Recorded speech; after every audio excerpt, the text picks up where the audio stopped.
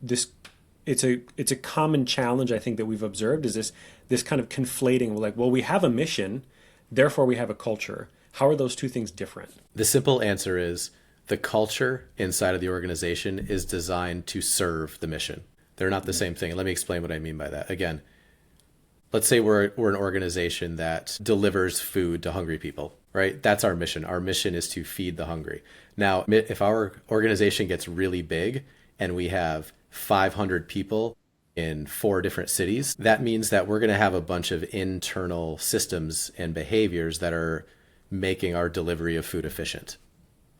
In order for teams of people to do that delivery efficiently, speed might be something that we end up valuing, right? Communication with the organizations that we serve food to might be a really valued thing. And so you end up with these sub-values within the system, right? That are going to drive the way the customer-facing team works or the accounting team works.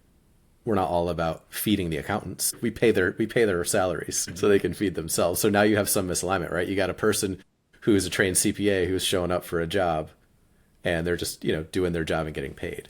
And so now you have a bunch of different people operating with their individual values. You have individual values within functions within the organization. And so now you've got to come back to the mission and say, okay, what are the values and behaviors inside of this giant beast that are going to ensure that we still do a good job of delivering food to people who are hungry, right? So culture is ultimately a tool. The tricky thing about it, and the reason we're even doing a podcast about the damn thing, is, like I said, culture-related behaviors and senses are so embedded in our bodies and in our evolved brains that they're tricky to get a hold of. So the ways of being that exist within an organization are complicated, and it takes a lot of work to identify them and train them and enculturate them.